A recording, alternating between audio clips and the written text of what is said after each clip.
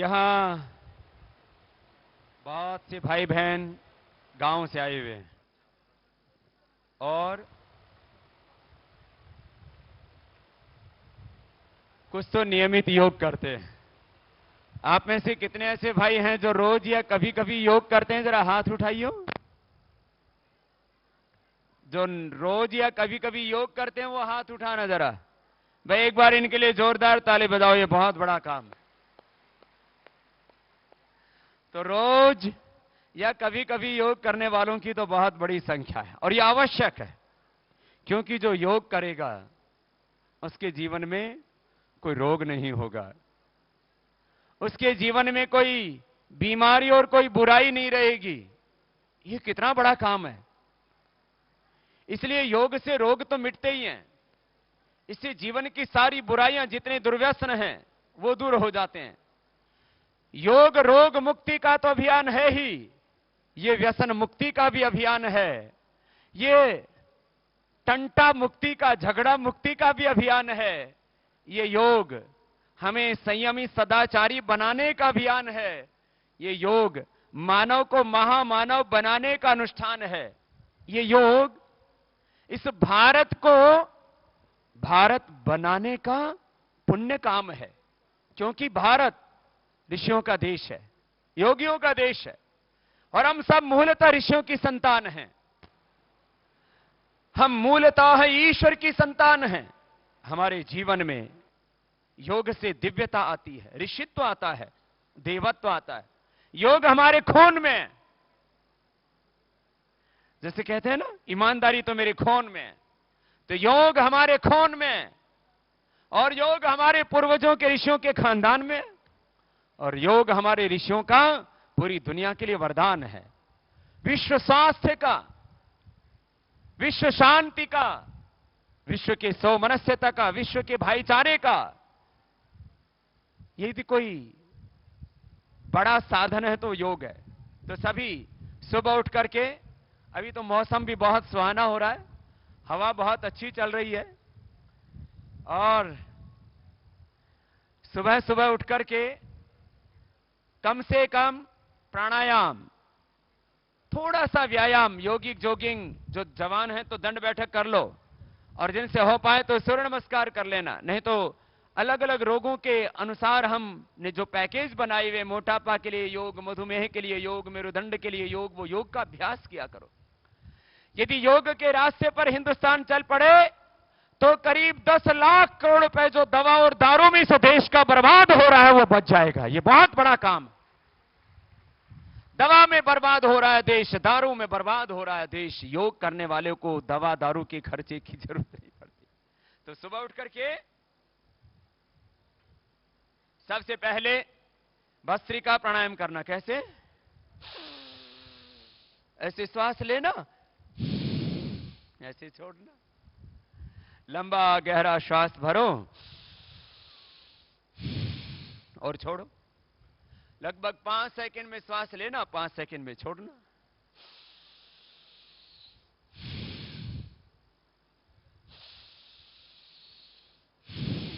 सब कीजिए, बहुत अच्छा है। नॉर्मल ब्रीदिंग में 400 से 500 ml ऑक्सीजन हम अंदर ले पाते हैं। डीप ब्रीदिंग में 4 से 5000 ml ऑक्सीजन हमारे अंदर चला जाता है और उससे हमारे पंच तत्वों से बना हुआ ये शरीर पुष्ट होता है। पंच प्राण, पंच उप प्राण, प्राण अपान व्यान उदान समान, ये 5 प्राण हैं। नाक, कूर्म, कृकल, देवदत्त, धनंजय, 5 उप प्राण। पंच ज्ञानेन्द्रिय, पंच कर्मेंद्रिय, अंतःकरण चतुष्ट, 72 करोड़ 72 लाख 10,201 नस नाड़ियां, अष्ट चक्र, 9 द्वार हमारे शक्ति से, ऊर्जा से भर जाते हैं। इतना जबरदस्त है। ऐसे तो जो कमजोर हैं वो धीमी गति से, जो मध्यम बल वाले हैं वो मध्यम गति से, और जो पूरी तरह से जवान हैं, बलवान हैं, वो तीव्र गति से ऐसे कर सकते हैं।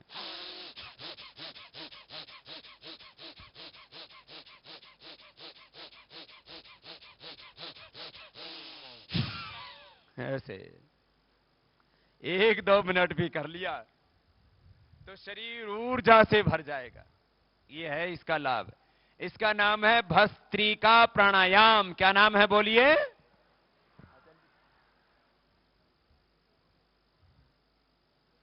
तो ये भस्त्रिका प्राणायाम 2 से 5 मिनट करना है। 2-3 मिनट से लेके कितनी देर? 5 मिनट। जो भस्त्रिका प्राणायाम 5 मिनट कर लेंगे उनके शरीर में कोई कमजोरी। अरे इम्यूनिटी बढ़ाने के लिए आजकल क्या क्या खाते हैं लोग। शाक सब्जियों, अन्न से लेकर के, मेवों से लेकर के, बहुत से तो गधे घोड़े मुर्गे सब कुछ खा जाते हैं कि इम्यूनिटी बढ़ेगी, इम्यूनिटी बढ़ेगी। इम्यूनिटी बढ़ेगी प्राणायाम से। जो प्राणायाम करेगा उसका इम्यून सिस्टम बहुत स्ट्रांग रहेगा। मैं तुम्हारे सामने बैठा हूं, कभी बीमार नहीं होता।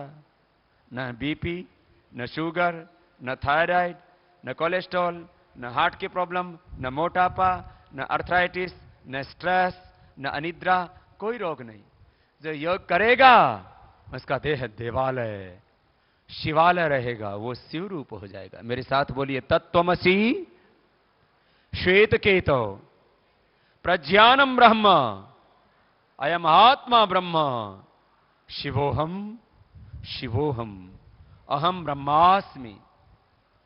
ये है योग की आध्यात्मिक उद्घोषणा। तत्त्वमसि श्वेत केतो प्रज्ञानम ब्रह्म अयम आत्मा ब्रह्म शिवोहम शिवोहम अहम ब्रह्मास्मि। मैं शिवरूप आत्मा हूं, मैं सच्चिदानंद रूप आत्मा हूं। भगवान ने मुझे ज्ञान की, प्रेम, करुणा, वात्सल्य की, सब शक्ति, सामर्थ्य की, सब प्रकार की पूर्णता और दिव्यता प्रदान की हुई है। और मुझे भगवान के दिव्य ज्ञान, दिव्य शक्तियों, संवेदनाओं, दिव्य सामर्थ्य से युक्त होकर के भागवत कार्य करना ही से धरती पर, इसके लिए मैं पैदा हुआ हूं। यह है योग की महिमा। दूसरा देखो, भस्त्रिका प्राणायाम तो 5 मिनट करना। दूसरा कपालभाति प्राणायाम।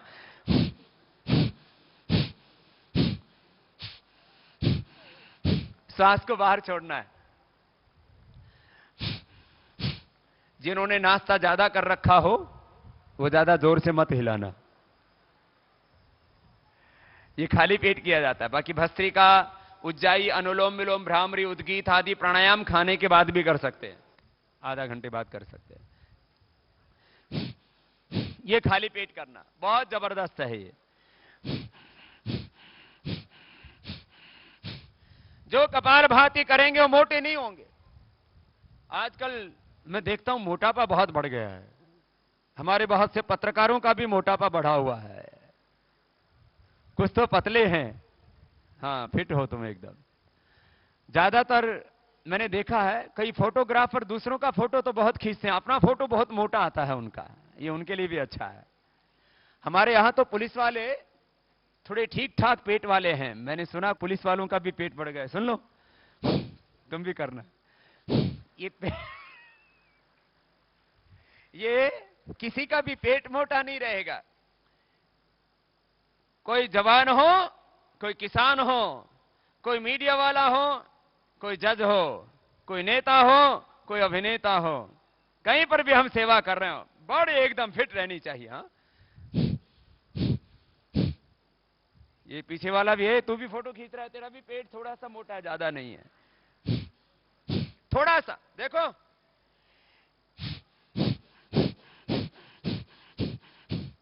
ऐसे रोज 5-10 मिनट कर लेना तो पेट एकदम हल्का हो जाएगा, गैस नहीं बनेगी।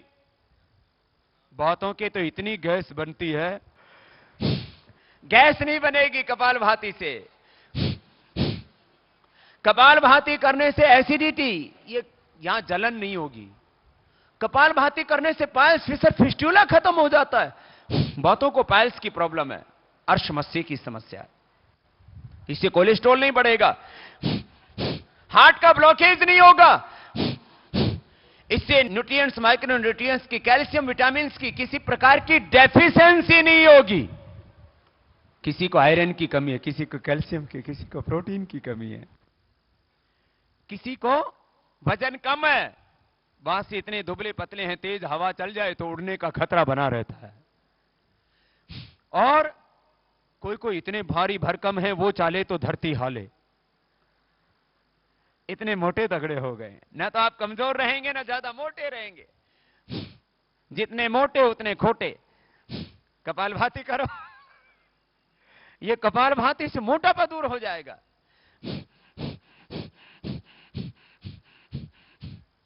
कपालभाति से उभरा हुआ सीना, सिकुड़ा हुआ पेट, कसी हुई कमर और सधी हुई भुजाएं, मसल्स मजबूत बनेंगे, हार्डवेयर भी मजबूत बनेंगे और सॉफ्टवेयर भी अच्छा हो जाएगा।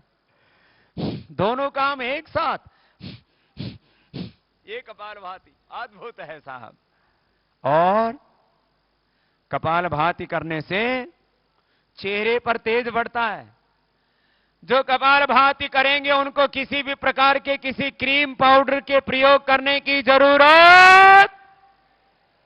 आजकल गांव के लोग भी मैंने देखा, वो विदेशी कंपनियों के चक्रव्यूह में फंस गए।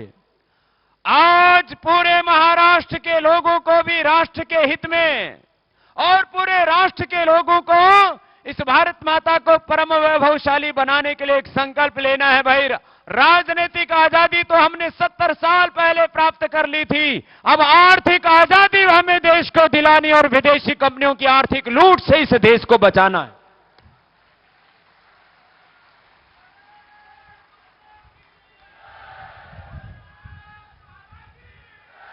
विदेशी कंपनियों की आर्थिक लूट से इस देश को बचाना है, यह बहुत बड़ा काम है। पहले एक विदेशी कंपनी आई थी, देश को लूटा था। क्या नाम था उसका? बोलो, जोर से तो बोलो। अभी तक भूले नहीं हो ना? अपने बच्चों को भी बताते रहना, भूल न जाए हम। एक ईस्ट इंडिया कंपनी आई और उसने इस देश को लूटा, गुलाम बनाया। 1857 का प्रथम स्वातंत्र्य संग्राम, जिसके महायोद्धा थे तात्या टोपे, रानी लक्ष्मीबाई, नाना साहब पेशवा, मंगल पांडे। ये 1857 की जो लड़ाई थी और उसके बाद ये लड़ाई का क्रम चलता रहा और फिर वीर सावरकर जी ने तो 1857 के प्रथम स्वातंत्र्य संग्राम के बारे में जो लिखा है वो इतना दिल को छूने वाला और अपने भीतर देशभक्ति के हिलोरे जगाने वाला। ये किसके खिलाफ लड़ी थी? हमने किसी सरकार के खिलाफ नहीं लड़ी थी। ये 1857 की जो लड़ाई थी, ये इसी ईस्ट इंडिया कंपनी के खिलाफ थी। 1857 के बाद फिर विक्टोरिया ने कहा कि अब हम इस कंपनी से देश नहीं चलाया जा रहा। उसके बाद में ब्रिटिश गवर्नमेंट टेक ओवर किया था वो शासन। तो आज हजारों कंपनियां देश में आ गई और मैं कह रहा था वो कंपनियां क्या बेच रही हैं? क्रीम पाउडर बेच रही हैं। आजकल गांव की बहू बेटियां भी फेयर एंड लवली लगाने लग गई, गांव की लड़कियां। और जो बहू बेटियां लेकर के आती हैं, ताई लेके आई घर में, वो माई लेकर के आई और पीछे से पति ने भी वही क्रीम लगाई। वो सोचते हैं शायद इससे हम गोरे हो जाएंगे।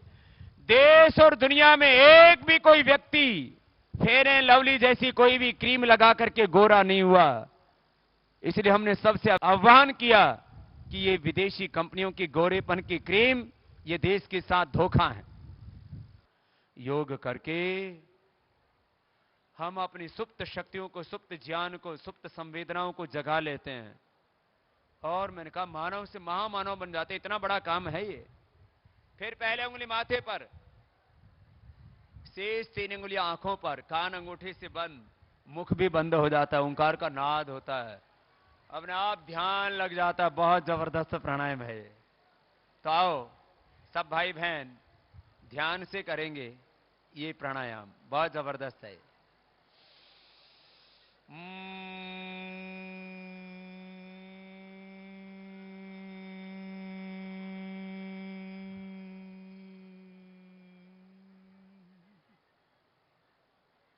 ऐसे 3 बार कम से कम करना इसको, भ्रामरी प्राणायाम को। मुख बंद करके, कान बंद करके, नाक से ओम का नाद होता है।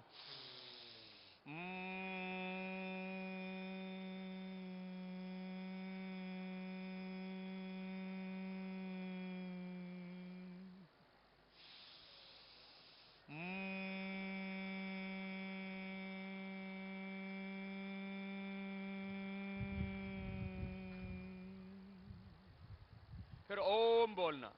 सभी मेरे साथ मिलकर के ओम बोलेंगे, लंबा गहरा श्वास भरेंगे। जितने भी भाई बहन इस पंडाल में बैठे हुए हैं सब मिलकर के ओम की ध्वनि का उच्चारण करेंगे।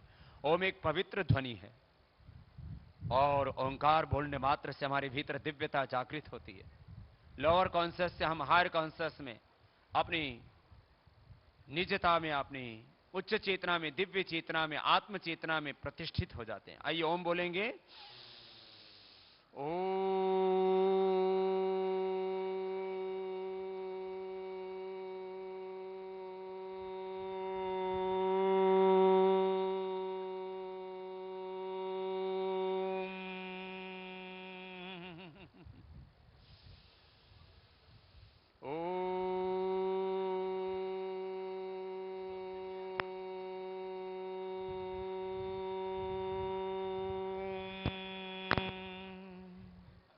लंबा गहरा श्वास भर के एक बार सभी ओम बोलिए।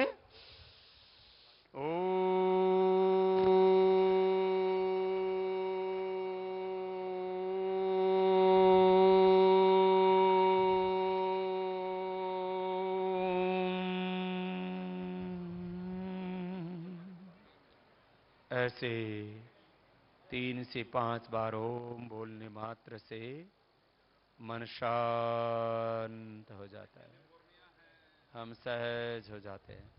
योग चित्त वृत्ति निरोध तदा दृष्टु स्वरूप अवस्थानम समत्वम योग उच्यते योग कर्मसु कौशलम। योग है चित्त वृत्ति निरोध आत्मबोध। अपनी पूर्णता में, अपनी निजता में, अपने स्वरूप में, अपने भीतर की दिव्यता में, भगवत्ता में प्रतिष्ठित हो जाते हैं। ये हर रोज 2-3 मिनट से लेके कम से कम 5 मिनट का ध्यान अवश्य करना। अब दोनों हाथ ऊपर उठाना, आपस में रगड़ना और दोनों हाथों की गरम गरम हथेलियों की ऊर्जा का उष्मा कंजन आंखों पर करना, आंखें खोल लेना।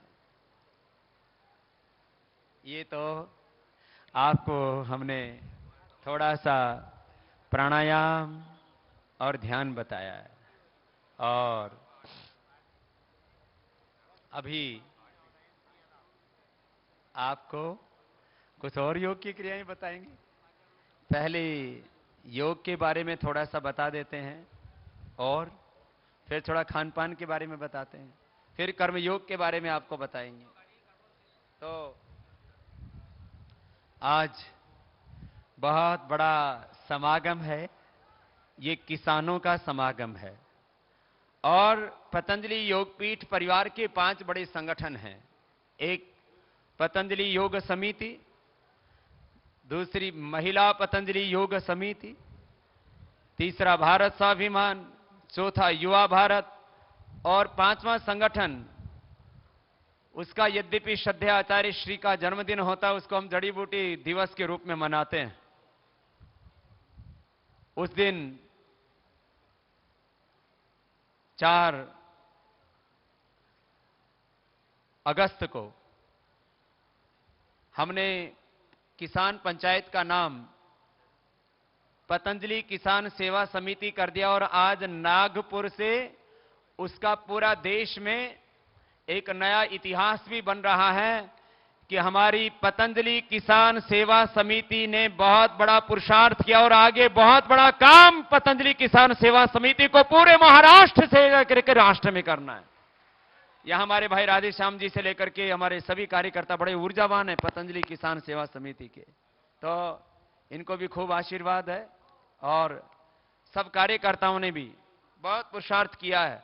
तो एक बार किसान सेवा समिति के सभी कार्यकर्ताओं का सबकी ओर से बहुत बहुत अभिनंदन है और आगे बहुत बड़ा काम उनको करना है।